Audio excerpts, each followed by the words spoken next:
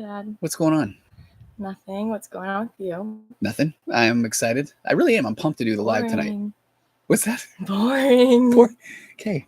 Just kidding. I saw 1 million clients today in therapy. I had Yeah, why aren't you telling me about them? Well, I had a Just really kidding. experience. Don't do that. I had an interesting experience where someone was very angry with me yesterday, and full, confidentiality. I'm not gonna rat this person out, but it was really. It was me. It was Just kidding. No, it was really fascinating because I got to practice my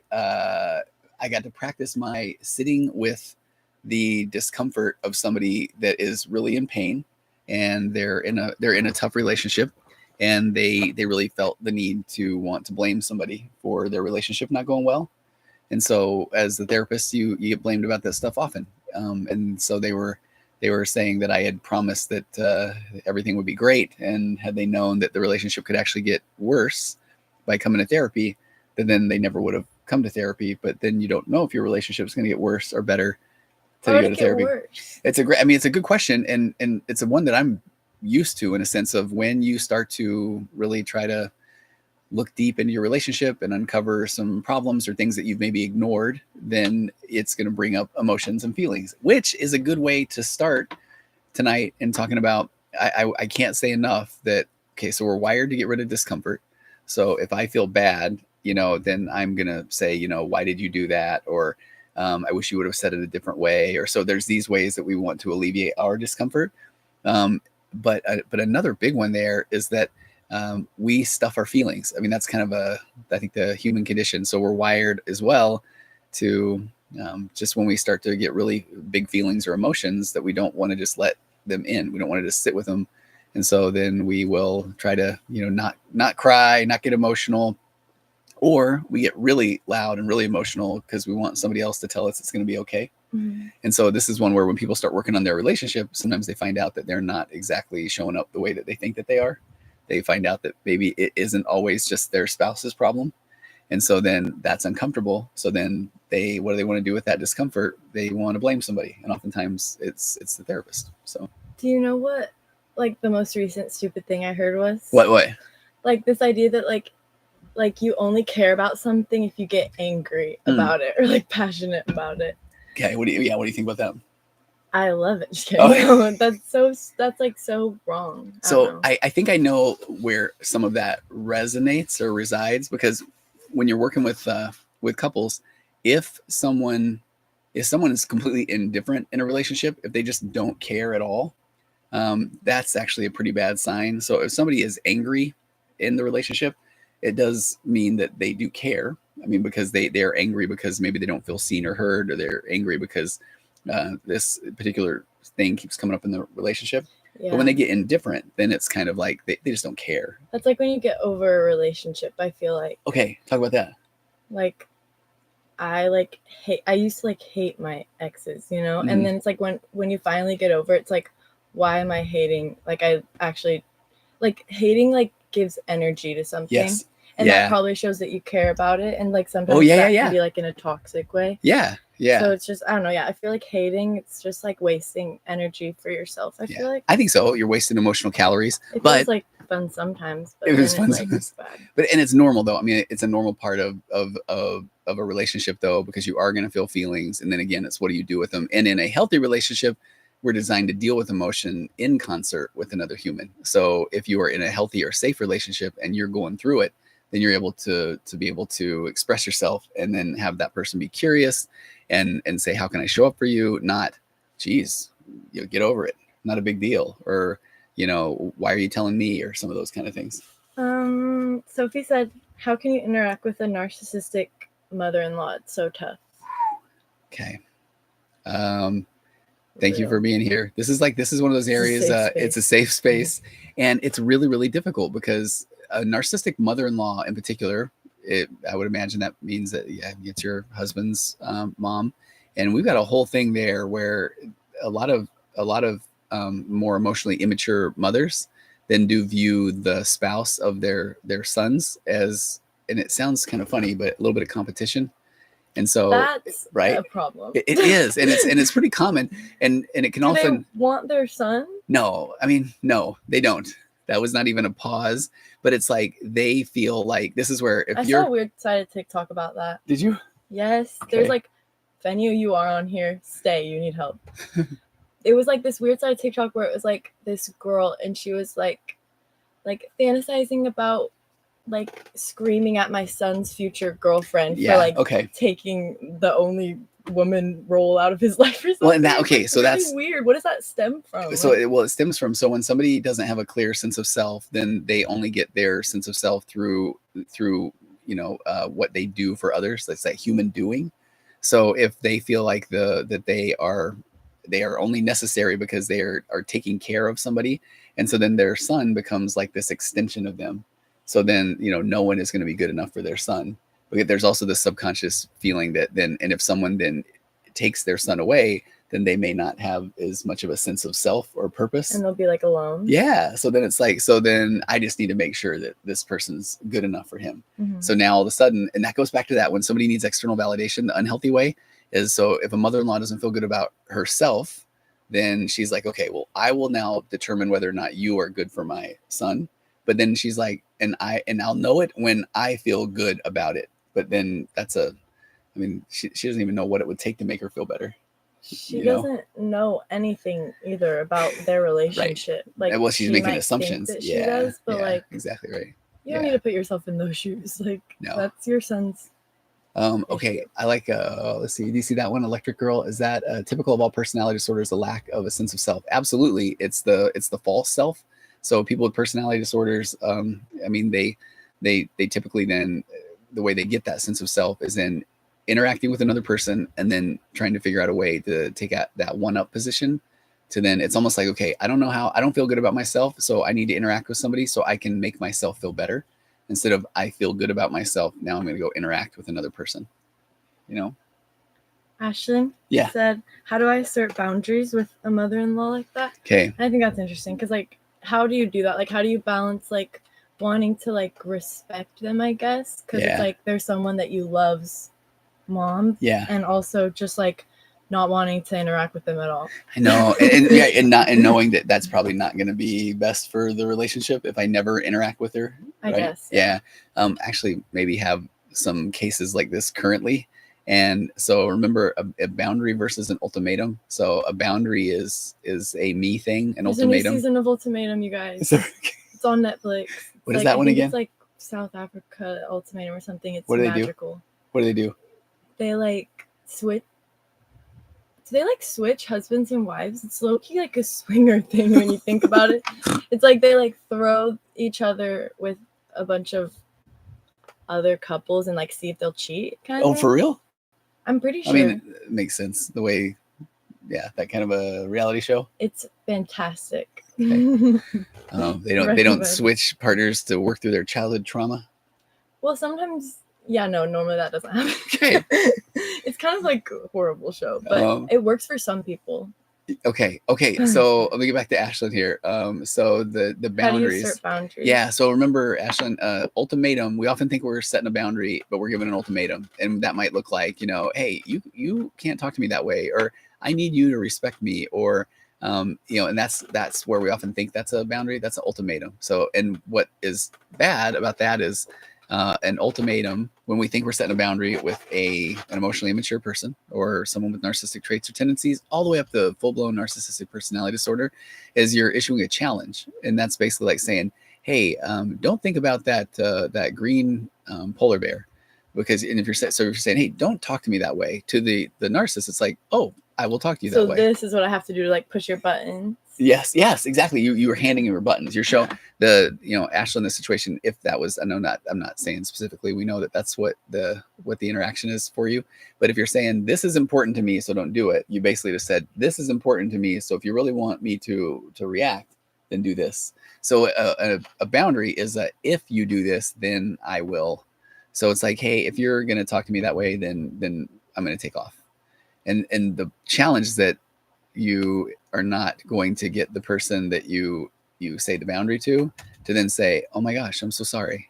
Because if you're in a position where you have to assert the boundary, most likely it's because you feel like that you're your sense of self is being violated, or you're being misunderstood or misrepresented. So I think that's a real challenge right there. I'm asking for a friend. What if you were like at a dinner and you like couldn't get away from them? You just and like would that be like a popcorn situation? I was gonna say popcorn where you just, moment. like kind of accept that it's happening and like don't entertain it. Yeah. Oh, okay. And Mom's on board with the questions here too. Okay. Oh, that's what I was doing. Oh, here we go. There's a good one right out of the gate. People that go to therapy are attention seekers, says someone that most likely does not go to therapy. 20 years as a therapist, the people that I see that go to therapy are people that want to self-confront and work on themselves. And the people that then make fun of the people that go to therapy are the people that need to make fun of the people that go to therapy so that they don't feel like they have to go to therapy. And that way that they don't have to self-confront, and everything in their world is butterflies and unicorns and rainbows. So they'd rather like shart on everyone around them than like looking on themselves. But here's the thing though, I'm saying that, and a little bit of tongue in cheek, but the reality is if that's where that person feels like that that means that they know everything. They know everything about my profession. They know everything about the few thousand people that I've worked with. They know that. So that it's just kind of, it's an immature way to look. Making an assumption. Yeah. So it's unfortunate because that's somebody that then is going to continue to like narrow in their view of the world because they already know they're attention seekers. That doesn't work. This is what I need to, so that's like, man, you're missing such a big part of life to not be able to self-confront and grow and say, I don't know what I don't know.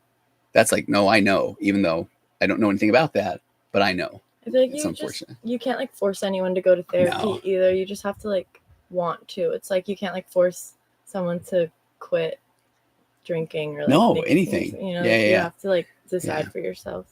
And then and so much of what we do, whether we know it or not, is stuff that was modeled from our parents, the familiar. We talk about this sometimes lately. And so then if this person grew up in a home where maybe they were hearing things like, oh, that's weak if somebody's doing that, or you just need to figure it out yourself, or then it's almost like they're trying to convince themselves, yeah, that's right, people who go to therapy, they're broken, they're attention seekers, again, says the person that could probably benefit from some of it. Beck's garage is back. My car told me it's okay to open up and talk to somebody. All right, now Bex, I'm getting a little worried if your car is talking back to you. Earlier we talked about that Bex was talking to her car or their car, but now the car's talking back. Okay, where are we at now? Next question. Or did we answer the ultimatum boundary? I think we did. I don't know. Someone said I need some advice. Wait, okay. No foreseeable resolution in sight. Okay, remember that. We'll give them. But you had asked that question about somebody said if you're stuck, asking for a friend, if they're stuck in let's say they're at dinner with somebody that is emotionally immature. Yeah, because you're like, obviously like leave if you can, but like obviously I'm not going to hang out with a narcissist for fun. Like if I'm in a situation with one, it's probably because I have to be. You know? And honestly, unless they're like chill for some reason. For that, for whatever reason in that moment or something. You never know. Well. I don't know. I don't want to be mean. I know, you're right. But if you know that you are going to be, Victoria, did I miss what is popcorning? Victoria, thank you. That's exactly where I'm going next. So if you are stuck in a situation, if you're you kind of can't get out of that situation, a lot of times what we want to do is we want to make sure that everybody around us knows that we're frustrated, we're upset, we're miserable. That's kind of validation seeking. But if I'm stuck in that moment, it really is a moment of acceptance. Like, I am here, I am at this dinner, this is what I'm doing. And what Sid's talking about is, I call it popcorn moments. And that's where if you're not really interacting or giving the narcissist or the emotionally immature person the fuel that they need to, they're trying to push your buttons, they're saying things, and you are just kind of just being, it's called gray rocking or you're just being pretty uninteresting. You're not making a big deal about like, I don't want to be here, but you're just, you're not really engaging too much. You will watch, it's basically like you're sitting back and watching a movie, and then the emotionally immature or narcissistic person is going to, they might get really angry. Then if you don't react, then they might get really sad. And if you don't react, then they might act like they're just, I'm just playing around. And so you're just sitting back eating your popcorn, watching the show as they do all their emotional manipulation tactics.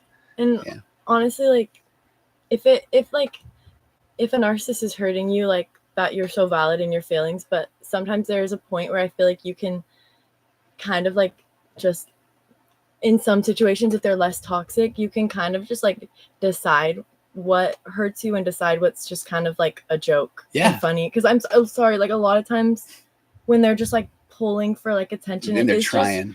it's kind of just like funny, not So- funny, but maybe that's like my trauma response. I don't know, not trauma, like you're not a narcissist. Or it's a but, way like, that, thank I've you. definitely experienced them like around me in my life, and I feel like what helps me is just being like that, like our little like debriefs after, like, Oh yeah, where we'll talk about it and just kind of like laugh, like that's so totally. funny that happened, you know? Yeah, and like, I think you're right. It, like, it adds like a positivity to like such a horrible situation. But it is really, it helps, it does. And if you're going to do something, or you're stuck in a situation, I'm not saying you make the best of it if your own visceral body reaction is saying this is horrible. But especially not if they're like directly attacking exactly you. No, but if I know that I have to do something, then it is my opportunity to grow through that discomfort. And so now I will make the most of it. And what I typically do is I try to get curious, and I make a lot of jokes internally. I do. I'm thinking, have you ever seen the Saturday Night Live skit with Pete Davidson? Yeah. Have you? And he plays Chad. And he plays beautiful. Chad. Okay. I don't know anything that happened. Oh my gosh. So if you've never seen this, he has his character Chad, and this Chad, like when somebody's like being really emotional, or they're trying to have this moment, his response is always like, okay. And I do that when let's say a narcissistic person is trying to tell me all the things I feel and do and whatever. Mm-hmm. I feel like I channel my inner Chad, and I'm just like, you know everything about me. Okay. Yeah. I feel like, and you would do better if you did this or this. I'm like, oh, okay. Would that be like stonewalling? It's a little bit gray rocking, a little bit of stonewalling. Yeah. The stonewalling is almost more of like, I'm not emoting at all. Gray rocking is kind of like, I'm pretty boring. I'm indifferent. Yeah. Okay. It's like kind of putting a shield up, but I feel like it's like in like not in like a defensive way as much of just like a protective way. Yeah. Like if you need to be in a situation with a narcissist, Yeah. Let me, I want to hit, I see John right there. Can you explain the difference between emotionally immature and narcissist? Narcissist is overused in my opinion. And you are correct, John. And says the guy who, please go listen to my Waking Up to Narcissism podcast. And I also have one called The Virtual Couch, but I agree. And as a mental health professional, the word narcissism, you would think that it's 50% of the population. Everybody's ex is a narcissist. Everybody's boss is a narcissist. Everybody's spouse can be narcissistic. And so I was pretty intentional about that podcast is about waking up to your narcissistic traits and tendencies. But then pretty early in the podcast, I went big on saying narcissistic personality disorder is about 3 to 4% of the population, depending on who you ask. But I make the point that we're all emotionally immature, and you can grow from emotional immaturity. If you really have narcissistic personality disorder, then the chances of recovery or improvement, they're not great, because that a personality disorder is something that is pervasive. It's not, emotional immaturity. You can get glimpses of where somebody can be mature in some areas, but in others, the signs of emotional immaturity are very quick to react, not taking ownership of things, really alleviate, not able to sit with any discomfort or self-confront. Where a grandiose narcissist is they're just in their mind amazing and wonderful, and they don't really even need to give you the time of day. Like, you won't catch a narcissist coming into therapy, but you'll catch emotional immature people coming in, because they are trying to then manipulate the therapist to get validation, to then try to make their partner change. So that immaturity is like they're so afraid of abandonment or self-confrontation. Sydney in the back. Sorry, you were going really I know. I could keep going on this because this is a big thing. No, keep going. No, I'm done. No, because whenever I'm editing and I cut you off, I get really annoyed at myself. Do you? Go. Okay, I forgot. Seriously? I mean, kind of. How could you even track the amount of narcissists that there are? Because, like, isn't, like, the whole psychology of it that they wouldn't say that they're narcissists or, like, admit to it most of the time? Yeah. If you're, like, a full-blown one? The biggest study is this one out of University of Buffalo. It's seriously over 30 years, and it's like 40,000 people. And I don't know the parameters of it. So I looked that up. University of Buffalo. But like, what I'm saying, like, you know what I mean? Like, oh yeah. How could this even be accurate? Like, we literally have to like get in everyone's brain. Yeah. Forcefully.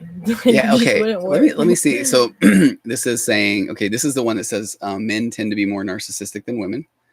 Okay. This is where when somebody I love when I'll mention that, people will say, that's not even true.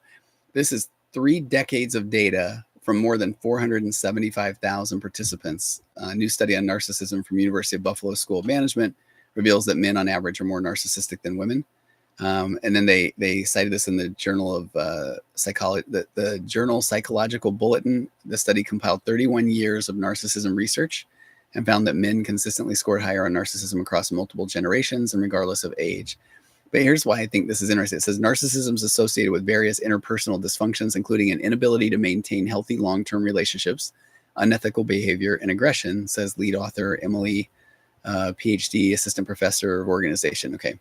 At the same time, narcissism is shown to boost self-esteem, emotional stability, and the tendency to emerge as a leader, she says, by examining gender differences in narcissism. Boost self-esteem? I know, I've never heard that one. The lack of self-esteem. Yeah, that says emotional stability. Well, okay, boost self-esteem and full-blown grandiose narcissism is an incredible amount of arrogance. So you'll find that a lot of people that are CEOs of companies and things like that can have more narcissistic tendencies because they have such confidence that they just kind of bulldog their way through things. Do you think maybe it's that they need like so much validation from like the people around them that they keep like working really hard? Because I'm so confused. Yeah. What do you mean confidence? Like I thought it was like a defense thing that they put up because they actually don't. Yeah, let me tell you what where I go with this is so I like this work that a lady named Eleanor Greenberg does, and she says narcissistic personality disorder is the name of a series of coping strategies that began as an adaptation to a childhood family situation that left the person with unstable self-esteem. So that's what I kind of go from. The inability to regulate their self-esteem without external validation and lower empathy. And so then that's kind of where I look at that more. So they can have some empathy. See, this is the University of Buffalo study doesn't really talk much about empathy. And then the Eleanor Greenberg says that they have lower empathy. And so I think that this is the concept where they can be empathetic about things at times, but then that concept of confabulation comes in. And so they might have a moment where they really have a strong feeling, but then all of a sudden that feeling, I think that they're not good sitting with the discomfort of big emotions. So then that's where like something like gaslighting comes. It's like, okay, man, I am sorry, but you actually made me do it. Oh. And you know, it's like you feel that feeling and then it's like, feel bad. And it's like, what do I do with this? You did something you did it to me. Yes. And then it's almost like it alleviates that discomfort. And they're like, whew, okay, yeah, you did it. I can't even believe you made me apologize. And as a matter of fact, I think you owe me an apology now. I think I do that when I'm driving sometimes on accident. How so? I just like get mad, like I'll almost hit someone and then I'll get like embarrassed and then I'll be like, mad at them. Mad at them? Oh yeah, that's a good old like, projection. That's even more embarrassing, Sydney. Literally, you almost just like. We'll maybe talk about that one. That's a little bit of that reflective self. It's almost like if I get mad at them because I almost got in a wreck, it's because they should have been watching for me. Or no, I think it's because I get embarrassed. Oh, okay. Like so what do you do with your embarrassment? Your dumb little feelings wheel. Sorry, it's not dumb. Like your secondary. My goodness. Like, you know what I mean? Yes. No, I'm having a moment. Is it? No, I'm not. I feel like it's. I'm not going to show you my feelings wheel, Sydney. Anyways, what were we talking about? 5656 says, I've been dying to ask this question. Is it the narcissist's fault for being a narcissist? No, right? Yeah, it's not, because it's again, and this is where I'll go back to this Eleanor Greenberg. I like what she says, that it is a series of coping strategies that began as an adaptation to a childhood family situation that left the person with unstable self-esteem, the inability to regulate their self-esteem without external validation and low empathy. So if we start breaking this thing down, a great question, by the way, is that the true narcissist or emotionally immature person, they only know what they know because that's what they saw modeled in childhood. And when you look at let's say gaslighting, because gaslighting is a childhood defense mechanism. So if a kid in childhood didn't see their parents take ownership of things or their parents apologize for things, which is a very real thing, then first of all, the kid is going to map, or what they are going to see is that, okay, it must not be okay to take ownership of something. And then if the kid feels so afraid that if they say, yeah, I did it, that they're going to get in trouble. And then that will trigger, like as a little kid, this fear of abandonment that, okay, if I'm in trouble, then my parents are going to kick me out of the house.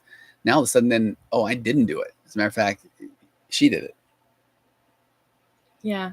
It's like interesting because no, I didn't. It's like interesting because like at what point is it? It's never the kid's responsibility, no, right? Ever. It's never the kid's responsibility. That's the like, thing. It's interesting that like two people can grow up in the same house and like one person could maybe become a narcissist and like someone couldn't. Right? Oh, for Do you sure. think that's like. Well, yeah. Well, that's like, yeah. Just weird. I don't know. No, the narcissistic family system. There's a question in here as well. Can narcissists fixate on children one at a time and hop around and create chaos in each kid? And let's that sounds about right. Yeah, right. And so let's pull up this. I've got some research that I did a podcast on this, on the Waking Up to Narcissism, on narcissistic family systems. Donald Trump is a super narcissist. Do you think so? I mean, there's a fascinating book. So as a mental health practitioner, I forget what the rule is, the Goldwater rule or something, where we're not supposed to diagnose people in the public eye. Is he like even? But there's a book out that 27 different professionals did diagnose that diagnosis. So I think it's pretty. So he was in the book. Yeah, it's all about him.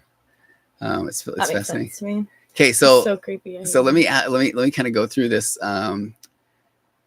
So kids, and I like that you were saying that it's not the kid's fault. So in families, so let me kind of read a little bit about this. So do like only narcissists create narcissists, or can like someone who's super emotionally immature create a narcissist? Sure. I mean, I think that, yeah, because I mean they're kind of on the border of each other. You know, that I think that's that spectrum. Actions, but it's just the idea that they can change, whereas like a narcissist won't. Yeah. So there's a researcher. I'm trying to find this. It's really interesting. I think this Gauman. They said that the things our parents do and say plant seeds in our minds, and then these seeds grow into beliefs that we carry unchallenged into adulthood. That reminded me of something weird I heard. What? I heard something that said like your inner monologue is like fully made up of like what your parents said to you when you were younger. It can't. I don't think it's fully made up of it. That sounds kind of weird. Yeah, but I think it plays a big role in it. Again, it's this concept of modeling or mapping of what we see. But let me kind of go a little bit deeper into this, because listen to that. Gosh, where'd it go again? Okay, so for kids, their family is their whole world. So when they're little, parents are almost like superheroes. And if you think about that in a good and a bad way, because the parent, is their job is to be the protector and the provider. And so without that protector provider, then the world to the little kid seems really, really scary. So the tragic part, though, is that kids then often, if they're in these emotionally immature or unstable homes, then they find themselves kind of learning how to adapt or adjust to the chaos, like that instability. It is normal to them, but then they still have to survive. So they learn how to kind of manipulate or manage the chaos of their unstable parents. And so here's a kid that's learning tools of how to manipulate, or how to survive, or how to lay low, or how to not take ownership of something. Or so then that becomes the language that they speak, and then they bring that into their adult relationships as well. Is it like you think it's like a pattern their brain creates, so it's just like what they're used to? Yeah. And there's this like concept that I think is really interesting when you talk about narcissistic family systems as well, is that kids, I mean, they don't know, they don't have tools to really make sense of it. Stupid. That's kind of what I'm saying. But they don't know what's healthy and not. They just know this just is. Yeah. And so then they're trying to navigate that. And so then what happens a lot of times, kids like twist their experiences to fit what they think is normal. So then they'll downplay the severity of what's going on. And that's where I'll hear people in therapy often say things. And one of the most sad ones I heard, and this is one of my favorite clients of all time, but they were talking about some really severe childhood abuse, like really. And I still remember this moment where they just said, but you know what, though? I was a pretty difficult kid. I didn't always obey. And I was like, oh, no. That did not justify what the parent did to them. Do you know what I mean? Because and so you can see an adult. If you have a kid, like, expect it to be like insane. I feel like. Yeah. You know, and it's like either way, like, what, you cried too much? Exactly. So what? Which that is what means kids that do. Your mom could do this, and you know, it's like, no, nothing like warrants hurting a child. It doesn't, and that's what I still see showing up, and that just like that stuff kind of that's hard. What do you think about like people who maybe unintentionally like will recreate trauma in their life, like just like what, like make it normal it's the familiar. Yeah. So think about that, where you'll have somebody that all they want is a stable relationship. Let's say they grew up in a home of chaos, and then they first of all, it's a challenge for them to find sometimes even a healthy relationship, because if all they've known is chaos, then the person that seems healthy, it seems boring. And so they might not even look toward that person, because, you know, that person seems like they're not very fun. So then they're almost drawn to a bit of chaos, and because that's the familiar. And so, or if they find themselves in a relationship with somebody that maybe is less chaotic, then it's like that might feel uncomfortable. And then it goes back to what do we do with our discomfort? And sometimes we project it into the relationship and want the other person to kind of pick it up and take care of it. Okay, so let's see. It's annoying that like that's like that's like what's like fantasized about. I feel like too in like movies and like media and stuff. You're obviously not going to watch a movie about just like a happy boring marriage where nothing happens. Yeah. So it's like all we're being fed growing up like all the time. Yeah. Is just like this idea that like love has to be like some like crazy passionate obsession. Yeah. It's like the older I've gotten, it's like the creepier I feel like it would be for a guy to be that obsessed with me. Oh, for sure. No, it like is. I want to have space. Yeah. Well, and he needs to have his own hobbies and likes, and so do you. And then you can have curiosity about each other's lives, but it doesn't have to be this enmeshment. And no, exactly. That's good. That's a good take. Let's see. Amanda, do narcissists make more narcissists, or those kids end up just being emotionally immature people?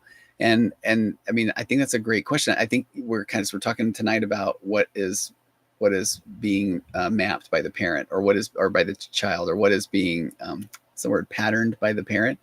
So typically you get a little bit more differentiated than your parent. So the hope is that if you're somebody that's your parent is incredibly emotionally immature, then you might be just slightly less emotionally immature, or more emotionally mature. But let me kind of go back to this family systems, because I really think this is something we haven't. Oh, go ahead. Sorry. No, you go. It might be like the idea, like, remember when you talked about if you date someone who's a narcissist, they bring you down to like the same like maybe level of maturity as them for a while. Yeah.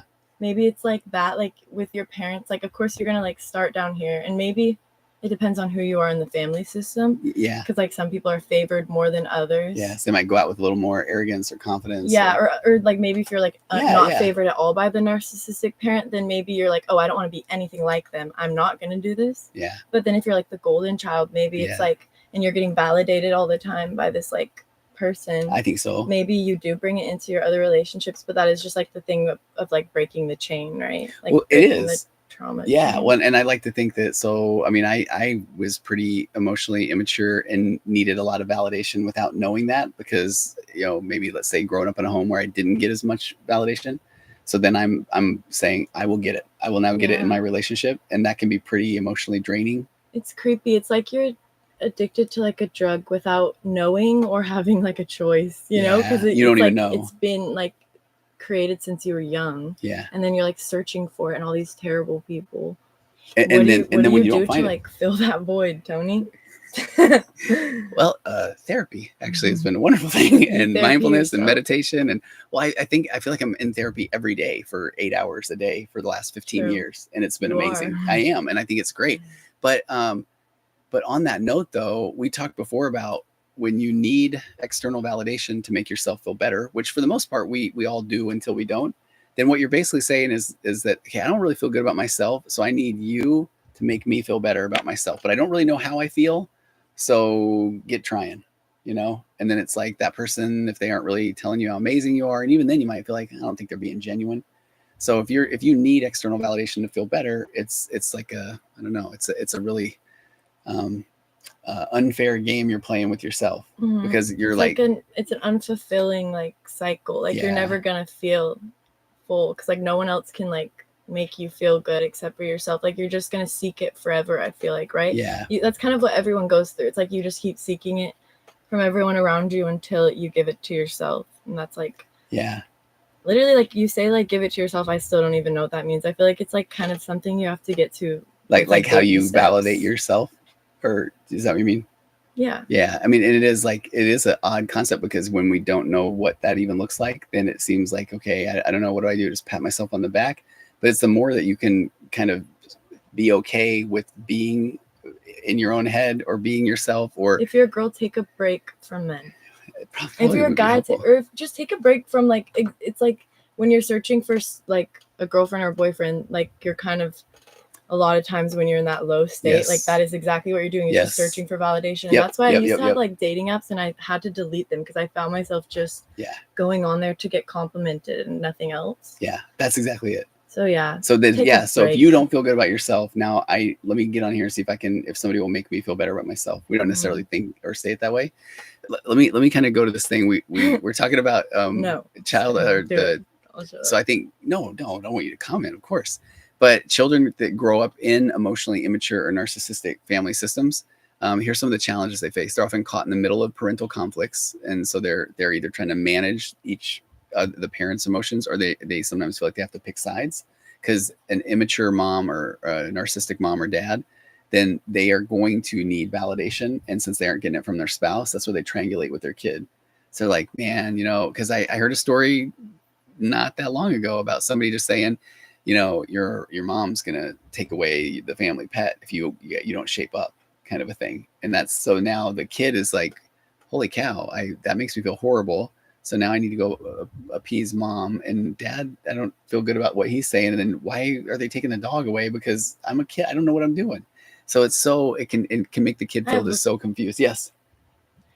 Did you really take our dog to a butterfly farm? Okay, Dexter, we had we moved into a new home.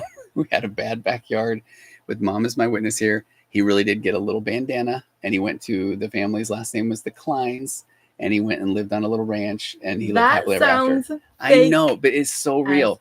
Wendy, comment on in the question thing. You guys, I don't know what happened to Dexter, and I think I'm being lied to right now. Okay. Pinky promise. Oh, pinky promise for sure. Okay. Wendy's gonna come right on here. Your mom's gonna type right here. You're feeding her it's this. Tur. It's okay, continue. I don't want to know anything. I don't want to know anymore. True. I don't want to know. But we didn't say the butterfly farm though. I think that's a joke, right? It was a butterfly farm in my head. What, you forgetting? No, I know. Forgetting your story? They even sent us a picture. Yeah.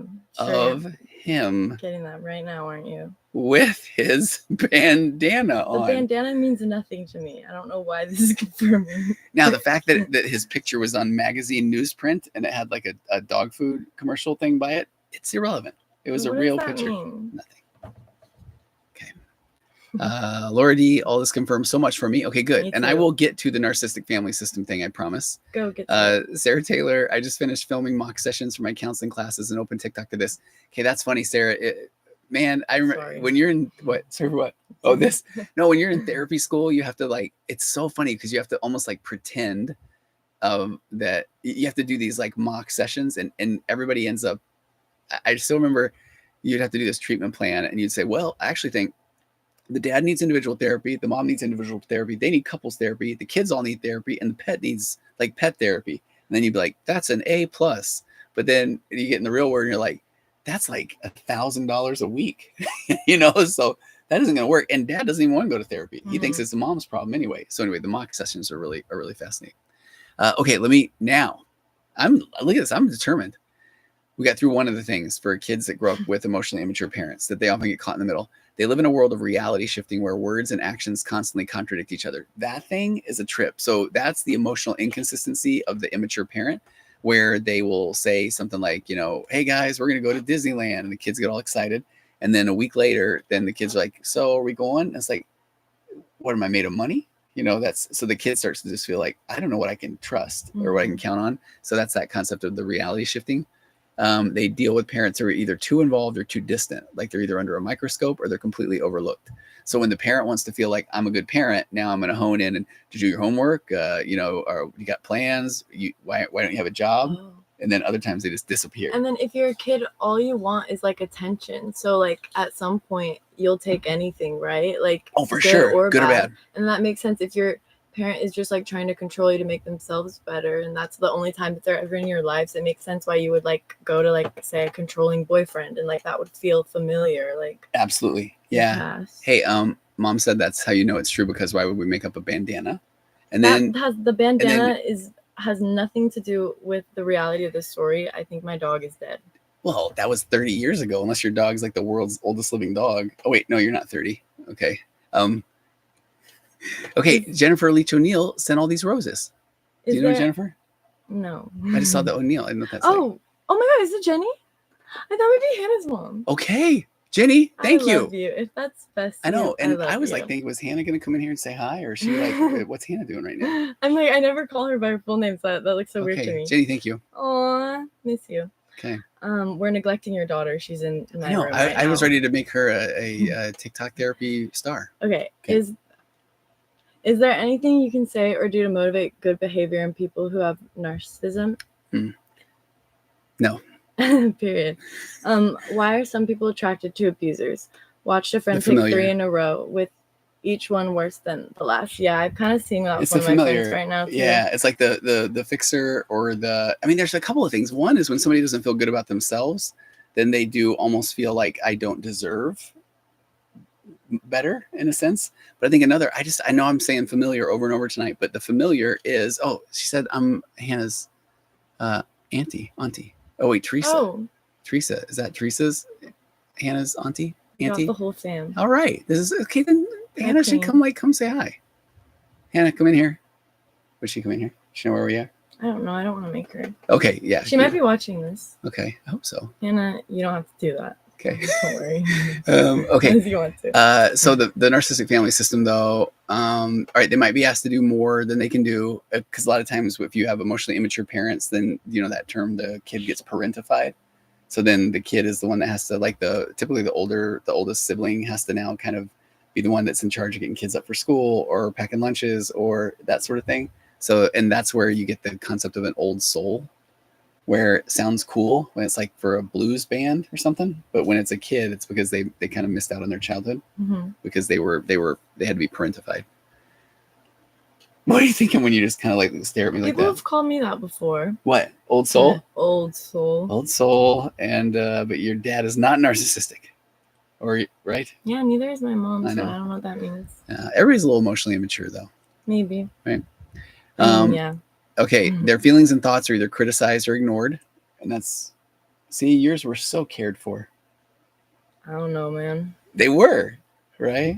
Yeah, I don't know. I remember when you would have those like the night terror things. Those were so terrible. What do you remember about those? Wanting to end everything. Oh. They were so weird. I used to get I would wake up and I would still be stuck asleep, and I would just feel like I killed my whole family. Gosh, I didn't, and I was literally a child, and I was just dreaming. It was like this horrible guilt, impending doom, and I would wake up and I couldn't get out of it. And now I've maybe taken a guess that it has something to do with religious scrupulosity or whatever you talk about. That was the chair I did not just fart. I literally swear.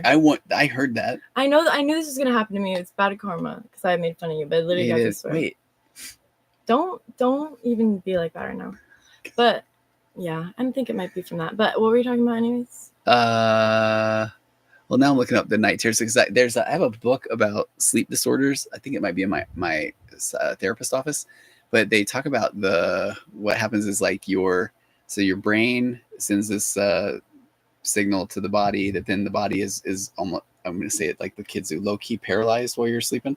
So then you can think about running and jumping and stuff like that, but then your body's not doing anything. Mm-hmm. So there's the one version of where then when you wake up, the brain hasn't cleared that chemical yet. So then you wake up and you can't move. That's sleep paralysis. Sleep paralysis. There's what I'm thinking of. I would also get that. Yeah. So, okay. But you're right. No, exactly. Because the night terrors, lead to sleepwalking, sleep terrors, type of parasomnia. But you would come in sometimes and we'd try to shake you awake. Hey, Betsy. More man. What's going on? No. But we'd try to shake you awake. You remember that? No. Sid. I don't remember. You're wake up, and you'd be so yeah. Okay, let me go back to narcissistic family systems because we haven't even got to the roles yet. Okay, the enabler, and this one sounds sad because it's the caretaker. Sounds good, but then you also call the enabler, the caretaker, the enabler. And so this is the person that if one of the parents is narcissistic or emotionally immature, and then the other one is kind of almost at the end of their rope, then there's one of the kids kind of picks up the slack. So they're like the glue that's trying to hold everything together. But then they're also trying to take on problems that should be handled by the parent. And they're just they're constantly in, I feel like, kind of fight or flight as a kid, trying to just fix things in the relationship. Would that create like a people pleaser later? Yeah, I think so. I really do. And I mean, and that's okay. I've got some notes there, but they robbed of their childhood, and let's see, the enabler. Here's the part. There's a part that I don't like, but I know it's true about the enabler, is that the reason, okay, the caretaker sounds good. The enabler, because it's like the kid is actually then filling in the gap for the immature narcissistic parent. So in reality, they don't have to deal with the problems in the family, so to speak, because this child is kind of taking over that role. So that's why they're called the enabler. But I think it sounds like the kid's doing something wrong, but the kid's just trying to survive. Mm-hmm. You know? Yeah. What are you thinking right now? I don't know. I zoned out. I know. I can tell. I saw that. Then why would you ask me that? Well, because I'm going in therapy mode. Tell me more. That's like, what would I okay, have to tell you about? But I have a real question about that though. So I'm studying a lot about the avoidant. There's the anxious and avoidant attachment styles, and the avoidant is one where you see in therapy, and let's say the anxious person just says, "But I just want to know what you're thinking," and the avoidant will often just say, "Kind of really not thinking of much of anything." And to the anxious attached, that seems insane, because the anxious attached is just thinking all the time, and so the avoidant, I still want to say they just don't feel comfortable in sharing. You think that for me? No, I literally was not thinking about it. Okay, that's why I was checking in. Like right now? No. Right now? Dude, get away from me. Okay, can't. We're right here. Okay. Let's get to another question here, right? We need a makeup routine one day, Sid. Thanks. I could do one for you guys. I don't feel like I'm good at makeup, honestly. I think yes. If you guys saw this up close, it would look really bad. I don't think so. No, it really would. I don't think so. I can tell you guys if I find something good that I use though. Okay. I gave up on my dad that's a narc. He wonders why he's lost the whole family and is divorced. I know a guy like that. Do you? Yes, I do. Okay. I don't like him. Well, at all. You don't. So the narc dad that wonders why he's lost the whole family, I mean, is playing that victim role, or you know what's interesting? A victim or a martyr, when it's the narcissist or emotionally immature, is actually a way for them to take the one-up position, because now they get to be the martyr and say, look at how hard my life is, because my family is not here with me, that they they don't want to be here with me. The guy I know would have like the opposite of that. He had like a delusional like happiness, and it was creepy. In what way? Like, what did that look like? Like, he would be like talking about how like his like daughter and his son left him, and he would be like smiling like, but I'm okay. It's beautiful here, and life is beautiful when I'm alone. I mean, like smile like scarily. Well, it's because they got to convince themselves that that's okay, or else that means they might have done something wrong. Do you know what I mean? Yeah, I think that was totally it. I think that like he was like so deep into it that his body skipped over even feeling bad for a second, and it's like he immediately confabulated that like, oh, I love this life. Oh, right. And like, that's when I like, in my mind, I call it the right guys. It's like they're looking over their shoulder at nobody going, we love this, right guys? Like this is great.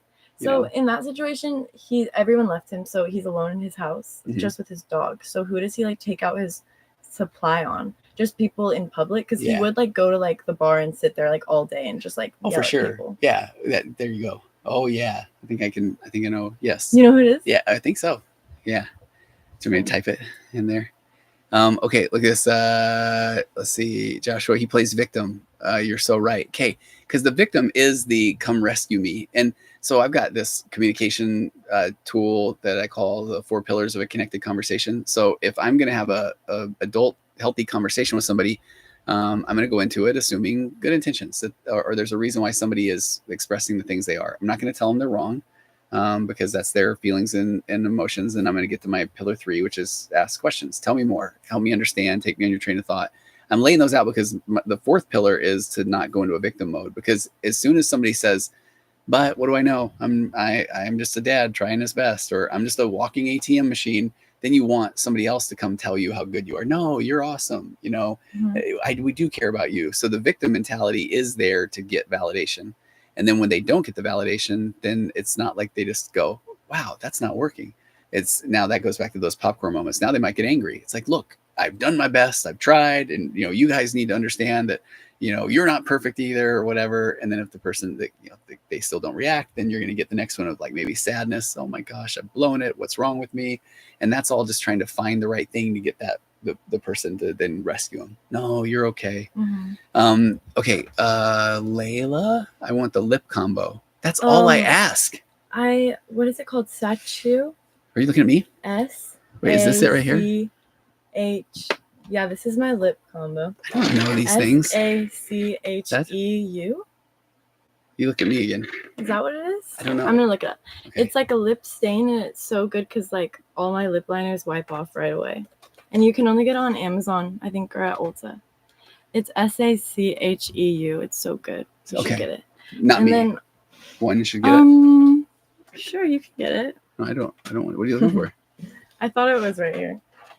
Okay. I like this other part. Wait, what do I put on top of it? Oh, this is good. Okay. Elf on the Shelf. This is good. I think it already was like famous on TikTok or something, but then the ColourPop one is better. It tastes better. I like when it tastes good. I've wondered about that. Snack. Okay. Yeah. Okay. I've wondered about that before because I'm a big lip balm guy, but I don't this like the stickier than the ColourPop one. Hey, Amanda, thank you for saying, especially for ADHD brain, it's hard for me to believe they're not thinking anything. Same. And that is really, it's just fascinating. There's a book that I'm reading. Oh, me? Or like anybody? Anybody that says, if I say, what do you think? And they're like, nothing really. No, yeah, I'm a victim of that.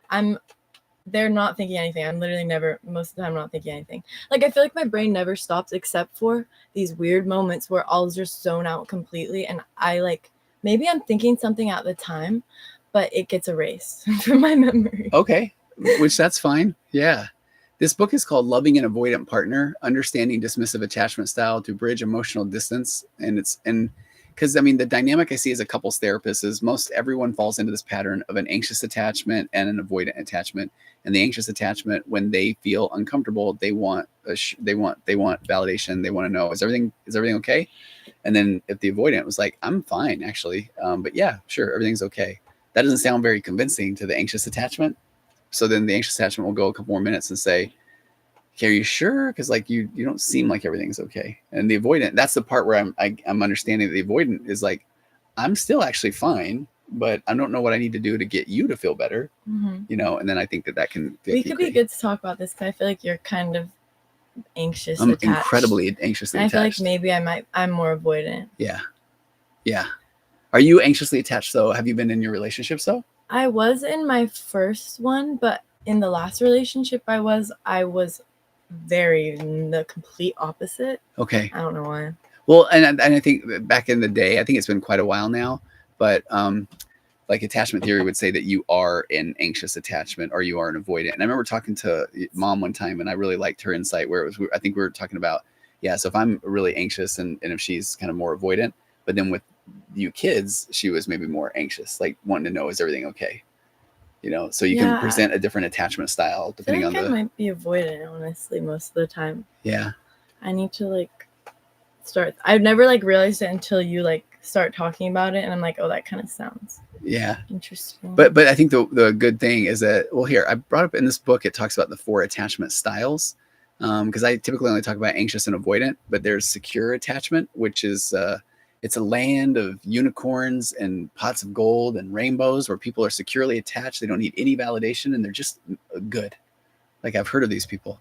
What is disorganized? We'll get to that. Okay, that is. Yeah, right. So let me go over a secure attachment. Let's see. Couples with secure attachment are often considered the relationship gold standard. They exude trust and confidence, emotional availability. Secure individuals have a foundation of self-worth and value. They can create healthy connections with their partners. They approach relationships with open hearts and minds. And what that really means is it takes a lot of courage to show up and be curious about your partner's experience because it might feel invalidating. Why? Okay, so let's say that then I say, no, I really want to know how you feel. Let's say I said that to your mom. And if your mom says, if she says to me, then she's like, well, sometimes you can be a lot. And if I'm sitting there saying, I really want to know, and then she's like, you can be a lot. And all of a sudden I'm like, oh man, I feel bad. But it's but the good thing is if you really are working on differentiation, you want to be the best version of yourself, then it's like, thank you so much for sharing that, because I want to be the best version of myself. And I want to understand, because we present a version of ourselves out to the public. And then we're basically saying, hey, validate this version of me. I'm fun. I'm awesome. I'm emotionally consistent, and I'm always great. And if the person that you're saying, right, and if they're like, sure, like, I don't know if that's who I see, but because then I'm picking up on that energy. And then, so then I really need to be able to say, okay, tell me what you see, and if it's like, okay, I don't know if you're as emotionally consistent as you think, then I don't need to just go, oh, you're right, I'm a horrible person. I need to say, okay, help me understand, what does that look like from your angle? So, let's see, where are we going with that? I was giving that example of it takes courage to know your partner, but it also takes courage to be known as how I really am. Because then if I say, okay, well, when you do this kind of behavior, then I notice that I feel like you don't care.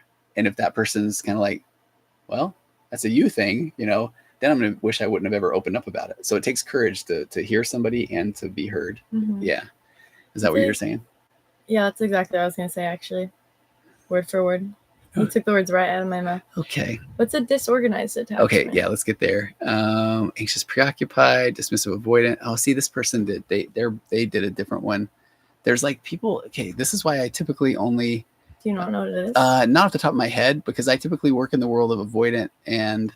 Is anyone anxious? Really secure? I feel like that absolutely sounds like unicorn land. Well, that's why I joked about that. Yeah. Yeah, I feel like that's probably not. Okay, so I will say, I need to be more aware of disorganized, because I live in that extreme world of when the couple comes in, by the time they come into me, you're seeing the avoidant and the anxious. But so disorganized is an extreme desire to be in an intimate relationship while simultaneously being intensely afraid of actually being in the relationship. That makes so much sense to me. Wait, say it again? So it's an extreme desire to be in an intimate relationship while simultaneously being intensely afraid of actually being in such a relationship. Yeah. So I want to be close to somebody, but I'm really afraid of getting hurt. Or if I feel like, okay, people are genuinely untrustworthy. So even if that person is telling me that they're being their genuine self, I worry they're being manipulative. So this is more of like that disorganized attachment style. Relationships are confusing. People always let me down. I might as well end the relationship now because I don't think that this person really does love me. Sometimes I'm afraid of my partner. My partner's unpredictable. Is this someone who might I don't know, create maybe a problem that I can see that isn't actually there? Do you know what I mean? Oh yeah, like a little self-sabotage, or what I find. So I feel like maybe I kind of did that. Well, and I sometimes, and I really like this. I will do more on the disorganized attachment, because sometimes you'll see the avoidant will continue to kind of go back to, well, this is how you've been in the past. And it's almost like they need to make sure and kind of still create that distance, because if you have changed, and then now all of a sudden, now there's this fear of, if I let you in, then I might get manipulated again. So I don't know if I trust that behavior. So if that person is showing up with that kind of an attachment style, then they can pretty much, they're kind of calling the shots, because they're saying, you may have said you've changed, and maybe I see some of that, but I'm still worried that it's not real. So then how does that person prove? Because now that it's just who they are now, they've made the change, so that can be difficult. Okay. I like when mom types something really big. Let's see. Joshua, when I prove my dad wrong, he manipulates me. Quit it, Josh. Yeah. So Joshua, man, that's how he's getting out of his discomfort of just like saying, I wish that he could just sit there and say, oh man, I didn't look at it that way. Or thank you so much for bringing that to my attention or awareness. When people take accountability, it just diffuses a negative situation so quickly. If somebody says, oh, I'm so sorry, like that was my bad, or I'm glad you brought that up, wouldn't that feel better? Mm-hmm. Instead of when he's saying, knock it off, Josh, you're not the smartest one in the room. Puzzle time. It's already been an hour, Sid. What? No, it's only been 35 minutes. Why are they making me do the puzzle so early? I don't know, man. I gotta do the puzzle every 30 minutes now? Did I do it? Sarah said that's absolutely mean. Oh, Joshua, I wish so bad he was like that. Man, I feel your pain.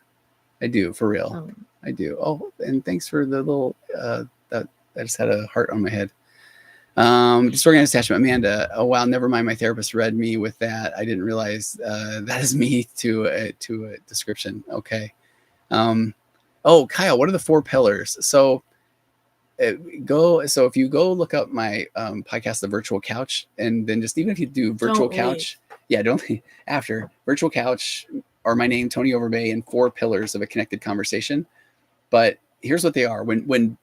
And I've got a course called the Magnetic Marriage course that I'm actually starting to update this now. We're about to put out a new updated version of the course. But it's a good framework. It's based off of emotionally focused therapy for couples. And it really is starting with this place of we all desperately want to be heard. The goal in a conversation isn't to get a resolution, but it's to be heard.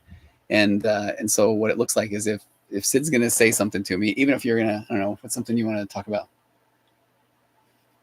I'm trying to think. I don't know. We have too good of a relationship. I was going to say, if somebody says, hey, can I talk to you about something? That will make us feel defensive typically. But if, let's say, that. Right? Mm-hmm. Are you making fun of me? No. Okay. Are you? Did you just get defensive? I did. Dang it. Okay, I see what you're doing. That was genius. No. I meant to do that. Okay, so these 4 pillars, there's so I'll give you a real example that is very common where in couples therapy, actually I've got a really good one. This was a funny one. This was in a session last week where the couple was actually getting ready to come on the virtual therapy session with me. And so apparently things were a bit chaotic. And so the wife said something about get the couch or something, the couch. And the husband, get the couch. Well, I think it was a little couch because they had one of their kids was sick. It better be. Well, this gets funny though, because then they get onto the appointment, and then what I do is once they understand these 4 pillars of a connected conversation, then we work uncomfortable conversations through this framework. And so then I said, okay, hey, do you have anything that you want to try to put into this framework? And then the guy said, yeah, something that happened literally right before we came on the call. And he said that I think they had a kid that was sick. And then the wife said something about, yeah, can you get the couch? And he thought she said pouch. And so he didn't understand what she was talking about. So then he went and he got in the refrigerator and he got this little pouch, I think of like applesauce. And he said, is it this? And she's like, no, does that look like a couch?